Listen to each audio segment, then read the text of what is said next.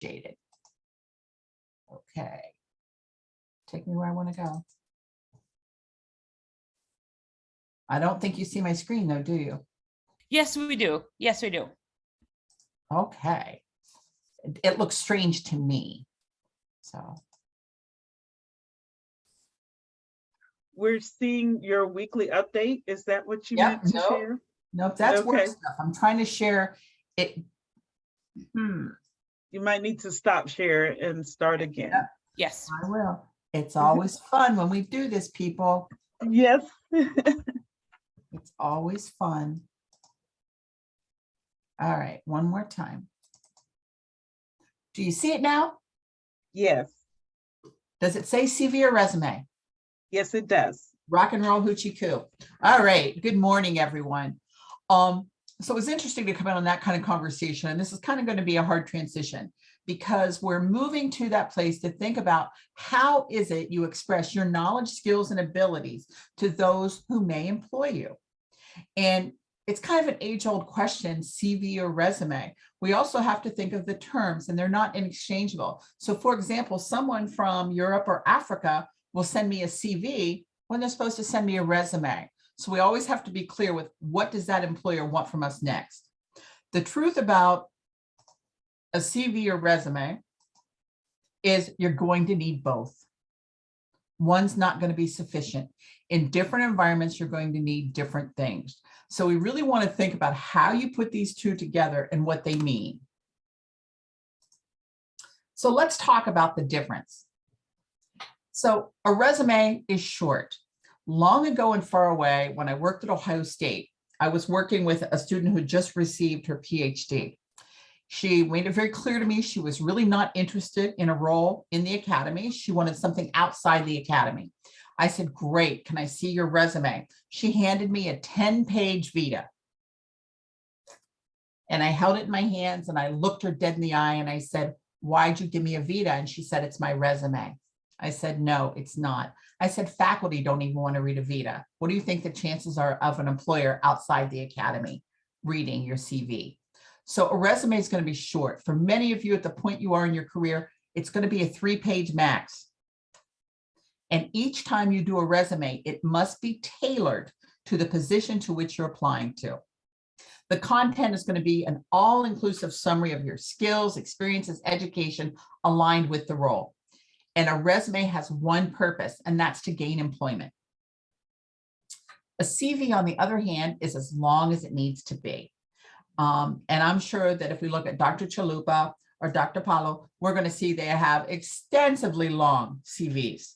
And the longer someone's been in higher ed in the academy, the longer it's going to be, because every time they have a publication, every time they do a presentation, every time they're invited to do something, you add to it and it grows and grows and grows like a giant worm.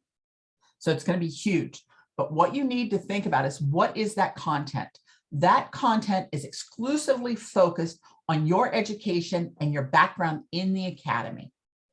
And it's going to, the purpose of it is to provide a detailed background of your education and qualifications. So those are differing points. What do they both have in common? They can both be part of a job search. They both need to be clear, concise, complete, and current. And the format is critical. So when we think about the resume, the shorter, the better.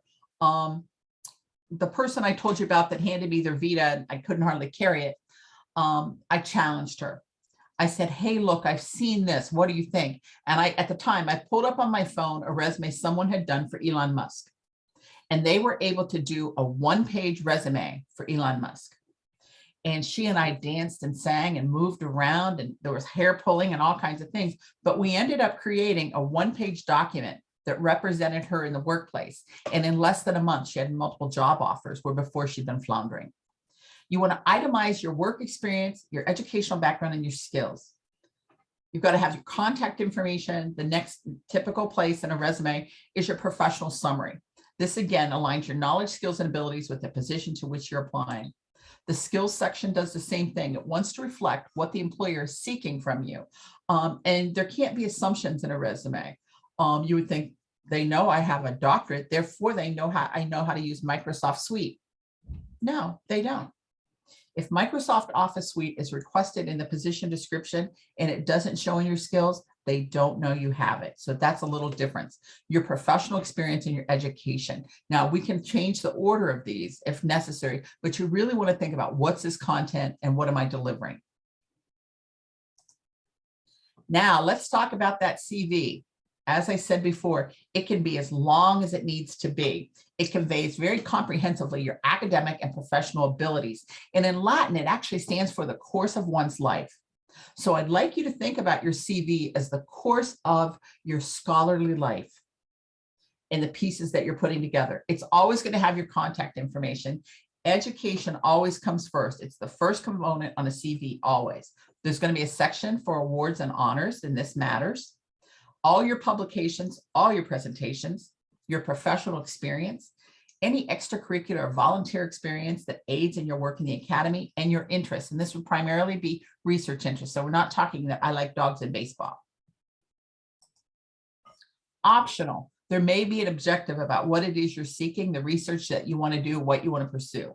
Any certifications or licensures that you have, professional affiliations, professional activities, your research, and any added qualifications that would add to you in this role.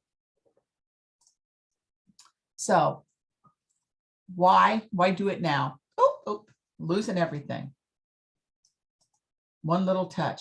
Why we want to do this now, is time goes fast. And it's easy to think I don't need to worry about putting this together until I'm closer to graduation or when I graduate. That is not true. I want you to think about your resume and your CV as a living, breathing document that needs to grow as you grow. So we put it together and we work on it all the time.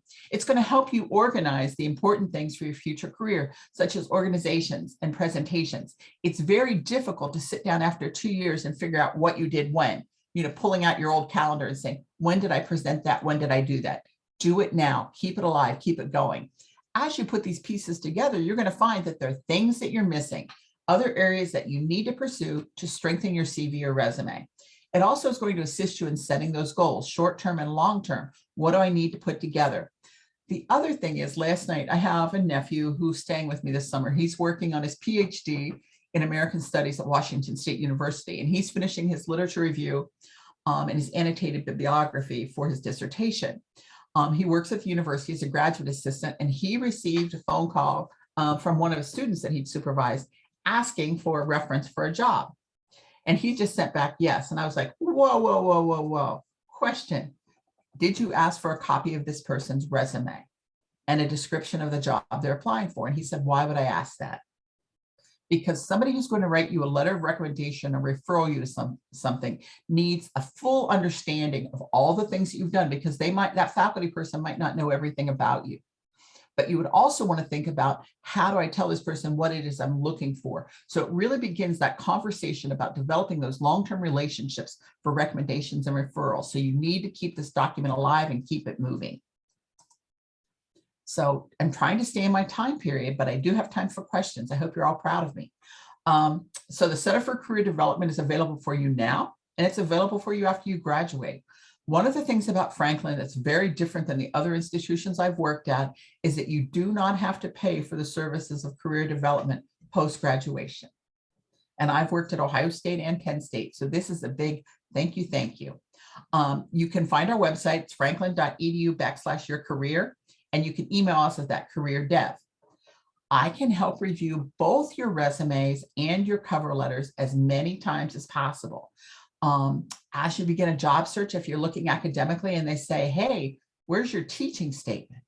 Or, hey, what about your diversity statement? I can assist you with those as well. So CVs, resumes, cover letters, teaching statements, pedagogy statements, we're here for you. And with that, I'd like to open it up to questions.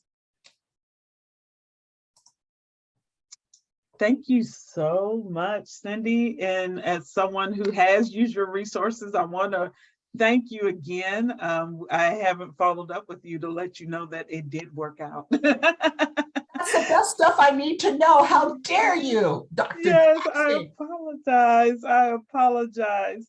So are there any other questions from the floor? And I want to tell if anyone who isn't aware, please reach out to Cyndi and her staff because they could definitely help you.